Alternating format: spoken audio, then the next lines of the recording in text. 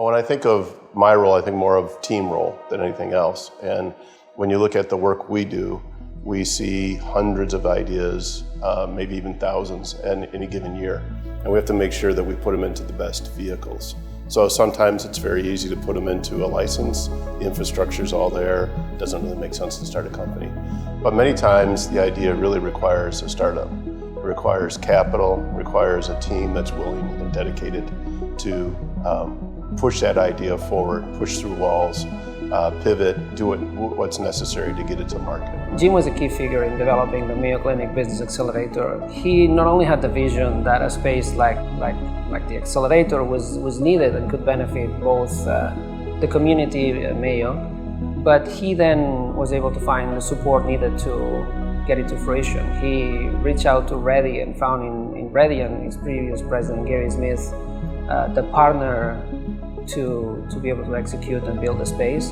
And he was able to go back to Mayo and convince the leadership that the Mayo Clinic Business Accelerator was needed and it could help the entrepreneurs. I think entrepreneurism is almost mainline accepted versus 10 years ago. I think most entrepreneurs, particularly in the Midwest, probably felt that they were out in the wilderness somewhere. Now you have groups like R.A.V.E who can come and almost surround you with services and surround you with a network immediately.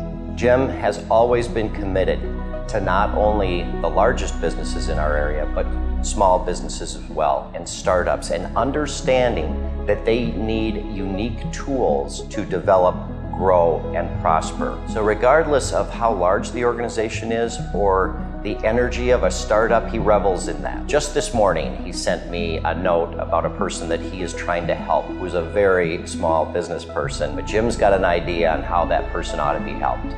That's what Jim Rogers does. Our activities around startups and our activities around licenses are all about trying to get the best ideas in the hands of our physicians and caregivers and to our patients. And sometimes, as I mentioned, that means startups. So from a startup standpoint, we need partners because it's not our core business. We need groups that are going to provide infrastructure. We need groups that are going to provide skill sets. We're going to need connectors.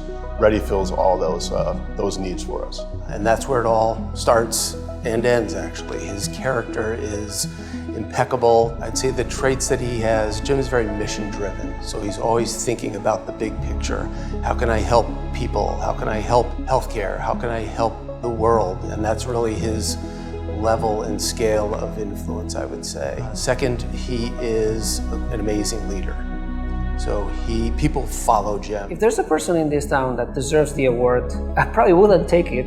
It's Jim. Jim's done so much for R.A.V.E, for the accelerator, for the entrepreneurial community, relentless, and every time we've needed something, either guidance, funding, moral support, he's always been there. R.A.V.E would not be what R.A.V.E is today without Jim Rogers. He gets the troops ready and they go at it and they take the beachhead, and that's that kind of inspiring leader that he is. So great that he gets the award. I think it's just an amazing tribute to who he is. Most people kind of look back on their lives and say, boy, I wish I would have done that. I would say if you're thinking about it and you're in a position to do so, take your shot. I don't think you're going to regret it. Even if you're not successful the first time, you're going to learn a lot, and you could apply that to other career paths if you decide to get out of entrepreneurship. But I would say if you're looking to start a company, come to Rochester. This is a phenomenal ecosystem, and I think one that will be very welcoming and inviting to you.